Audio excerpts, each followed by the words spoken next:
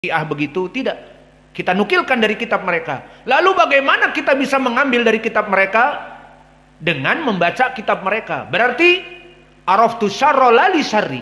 Kita mengetahui keburukan Syiah Rafidhah bukan untuk kita mengikuti mereka, tetapi justru mengumumkan kepada manusia jangan ikut dengan mereka. Kebobrokan akidah mereka demikian, kesyirikan mereka demikian, dan keburukan mereka dari segi fikih seperti nikah mut'ah boleh diterangkan semuanya. Dan ini semuanya diketahui dengan apa? Dengan mempelajari kitab mereka. Maka mempelajari keburukan bukan maknanya harus masuk kepada keburukan itu, tetapi justru agar kita tidak masuk kepada keburukan dan menyelamatkan manusia agar tidak terperosok dari keburukan tersebut.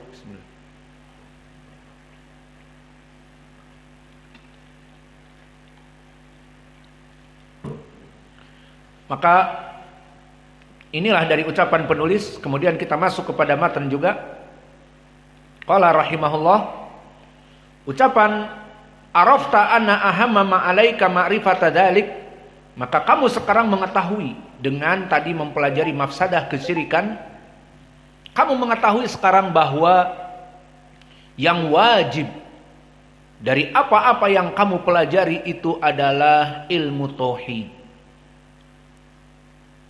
Ini yang diinginkan oleh pembaca atau penulis. Setelah kamu mengetahui bahwa kesyirikan itu perkara yang besar, maka yang paling penting bagi kamu mempelajari permasalahan tauhid dan syirik ini. Maka ketahuilah ya ibadah Allah bahwa menuntut ilmu itu wajib. Sesuai dengan hadis yang sering kita ulang dari Anas bin Malik dan dari Abi Sa'id Al-Khudri dan yang lainnya.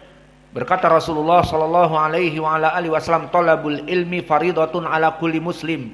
Menuntut ilmu itu wajib bagi seluruh manusia. Menuntut ilmu wajib? Iya. Berarti menuntut ilmu hadis wajib. Berarti menuntut ilmu usul fikih wajib. Berarti menuntut ilmu warisan faraid wajib. Berarti mengi'rab ayat wajib dan mempelajari qiraah siratal ladzina an'amta alaihim dibaca alaihum dan yang lainnya itu wajib. Jawabnya wajib fardu ain adalah ilmu menyelamatkan diri-diri kalian dari api neraka, yakni mempelajari tauhid dan mempelajari kesyirikan. Itu dia yang fardu ain. Adapun dengan mempelajari bahasa Arab agar lebih mumpuni ilmunya, karena Al-Quran diturunkan dengan bahasa Arab. Allah berfirman bilisanin arabiyyin mubin, diturunkan Al-Quran dengan lisan Arab yang fushah. Allah berfirman inna anzalnahu qur'anan arabiyyan, kami menurunkan Al-Quran itu Arabian dengan bahasa Arab. Maka jika kalian ingin faqih lebih naik lagi grade ilmunya, ya fahami bahasa Arab sehingga kalian bisa membaca Al-Quran dengan jelas dan faham, mempelajari hadis-hadis faham, mempelajari kitab-kitab yang ditulis oleh para ulama dari Al-Quran dan Sunnah faham, membaca Sahih Al-Bukhari dan Muslim faham. Ini bukan wajib fardu ain, namun ilmu-ilmu yang fardu kifayah. Maknanya jika semua orang meninggalkan ilmu-ilmu ini seperti tadi, kan bukan wajib fardu ain. Wajib fardu ain belajar tauhid. Ana mau belajar tauhid saja. Ana mau menuntut ilmu di sini qawaidul arba, al-usul as-salasa, kitabut tauhid, itu saja. Adapun ilmu lughatil arabiyah mutamimah, enggak mau Atau apalagi ilmu tajwid atau ilmu qiraah atau ilmu faraid atau ilmu usulul fikih, enggak mau, kan bukan wajib. Maka di sini kalau semua orang berpikir seperti itu, maka siapa yang akan menjadi muhaddis? Siapa yang memeriksa hadis dari yang dhaif kepada yang sahih? Dan siapa yang bisa mempelajari, membenarkan Al-Quran qiraahnya dengan ilmu tajwid? Dan siapa kalau begitu yang akan mumpuni bahasa Arabnya? Semua orang tidak mau belajar bahasa Arab, pengennya tauhid, tauhid, tauhid. Maka kamu akan mengaji susah karena tidak bisa bahasa Arab, tidak bisa membaca Arab gundul misalnya. Maka itu semua disebutkan oleh para ulama fardu kifayah. Maka oleh sebab itu muhaddisin sedikit, karena ilmu ini memang susah dan butuh mumarasah, dan hanya oleh Allah dimudahkan orang-orang yang dimudahkan.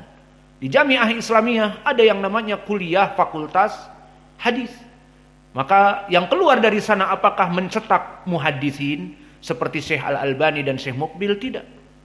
Mereka hanya kuliah 4 tahun ataupun magister. Kemudian apakah bisa mentahqiq hadis? Tidak. Susah. Karena memang ilmu ini susah. Namun bagi mereka mempelajari ilmu hadis, ilmu fikih, ilmu usul fikih, ilmu Quran dengan tajwid, makharijul huruf dan qiraahnya, itu semuanya fardu kifayah. Jika ada dari antara kalian yang mumpuni dalam bidang ini, alhamdulillah telah terangkat dosa-dosa atas kalian dan kewajiban atas kalian karena dengan adanya para ulama. Maka inilah bagaimana Allah dan Rasulnya mengagungkan para ulama dari bab ini. Karena mereka lah terutama alim yang mumpuni ilmunya, karena mereka lah kita semua tidak menjadi dosa. Seperti orang yang melaksanakan janazah, mengurusi janazah, di mana dalam satu desa 40 kepala keluarga, 30 kepala keluarga semuanya bekerja. Lalu siapa yang ngurusi mayit? Dari 40 kepala keluarga, 10 kepala keluarga saja. Dan dari 10 kepala keluarga ada yang menyolatkan, ada yang memandikan, ada yang mengantar kepada jenazah. Di waktu saat itu jam 9 atau jam 10 sibuk semua orang penduduk kampung di pekerjaannya. Terutama di kota, di komplek. Kita dulu pernah juga di komplek kayak Riung Bandung dan sebagainya. Tetangga kita dokter, tetangga kita insinyur, tetangga kita bos bank, tetangga kita orang bisnismen, tidak pernah bertemu. Dengan tetangga tidak pernah assalamualaikum, waalaikumsalam, tidak pernah. Maka ada yang meninggal diumumkan di masjid, yang datang cuma 10 orang. Mana 30 kepala keluarga? Sibuk, tidak kenal bahkan siapa yang meninggal pun tidak tahu. Karena itulah keadaan sibuk dengan dunia masing-masing. Maka mereka bersyukur orang yang 30 ini kepada orang yang 10. Kenapa? Karena terangkat dosa gara-gara orang yang melaksanakan 10 kewajiban mengurusi jenazah. Makanya fardu kifayah. Begitupun para ulama yang mencurahkan waktunya untuk mentahqiq masalah, mentahqiq fikih, mentahqiq hadis. Bagaimana permasalahan ini kepada umat diberikan, bagaimana dan mempelajari ilmu-ilmu, semua ilmu. Butuh waktu. Butuh perjuangan yang besar. Maka bersyukurlah kaum muslimin yang awam, yang bersifat umum, kepada mereka hakikatnya. Kenapa? Karena tidak diwajibkan kepada kalian menuntut ilmu hadis yang susah, menuntut ilmu lughatul arabiyah yang susah, mempelajari ilmu usulul fikih yang susah. Cukup dengan adanya mereka para ulama di antara kalian terangkat dari kewajiban semuanya. Fahim? Maka kenapa kita menghormati para ulama? Karena mereka orang-orang yang bersedia untuk mengejawantahkan waktunya, gantinya kita semua. Misalnya kita semua ilmunya pas-pasan, sibuk dengan apa yang kita wajib padanya, memberikan makan minum kepada anak istri kita, sibuk. Tapi di situ ada alim ulama yang semua ilmunya mumpuni ada pada dia. Kita bersyukur kepadanya. Kenapa? Karena tidak diwajibkan bagi kita untuk menuntut ilmu yang super kompleks susah tadi, kecuali dia yang mau berkorban. Paham? Seperti tadi 10 kepala keluarga yang melaksanakan sholat jenazah dan mengurusi jenazah, 30 yang lainnya tidak menjadi berdosa karena adanya 10 orang tadi. Dan seperti kita yang tidak menyibukkan diri kepada menuntut ilmu secara detail, karena yang wajib hanya ilmu tauhid dan menjauhi kesyirikan, namun ilmu lughatil arabiyah, namun ilmu hadis, namun ilmu usul, namun ilmu fikih, maka itu hukumnya fardu kifayah. Kenapa fardu kifayah? Karena mereka orang-orang yang khusus mempelajari ilmu ini, telah istilahnya menjadi pengganti bagi kita, menyita waktunya untuk ini.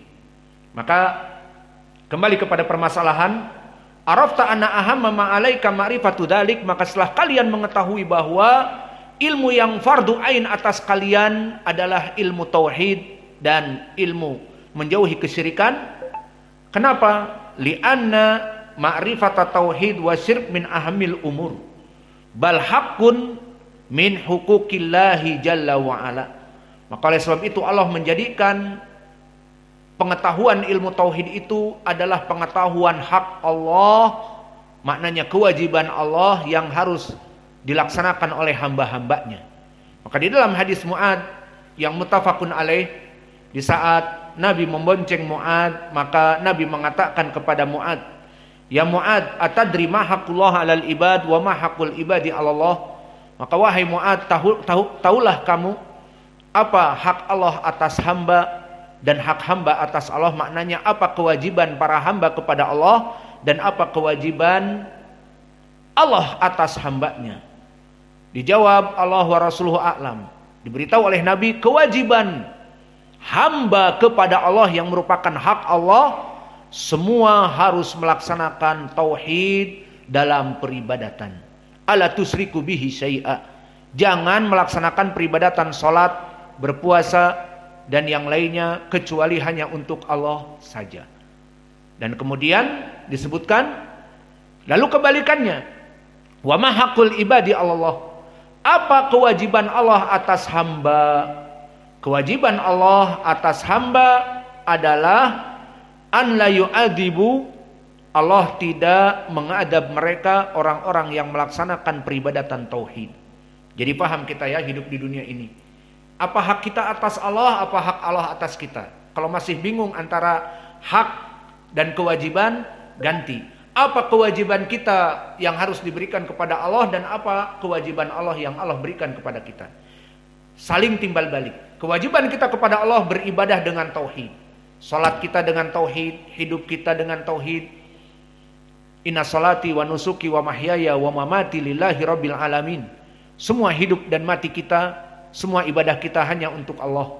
Itu kewajiban kita kepada Allah. Lalu kewajiban Allah kepada kita, Allah tidak akan pernah mengadab orang-orang yang melaksanakan peribadatan secara tauhid tadi kepadanya. Jadi kewajiban Allah, Allah tidak memasukkan kita kepada api neraka. Namun nanti ada permasalahan dan ini telah kita lewati di khutbah Jumat. Di sana banyak hadis tentang syafaat. Ternyata orang-orang yang di hatinya mengatakan la ilaha illallah namun tetap masuk api neraka. Kita katakan masuk api neraka tapi tidak kekal. Dan dohirnya tidak semuanya diadab, kecuali alat-alat sujud dan sebagainya. Maka di sini menunjukkan bahwa mereka pun diadab, namun tidak kekal dan akan dikeluarkan dengan syafaat dari Allah. Maka diwajibkan bagi setiap muslim untuk mempelajari tauhid sesuai ucapan Allah di dalam surat Muhammad, fa'lam annahu la ilaha illallah. Maka wajib bagi kalian untuk mengetahui tidak ada sembahan yang hak kecuali Allah Jalla wa'ala. Sudah adzan. Khalas, naktafi ilahuna wa jazakumullahu khaira wa barakallahu fi ilmikum. Subhanakallahumma wa bihamdika asyhadu an la ilaha illa anta astaghfiruka wa atubu ilaik.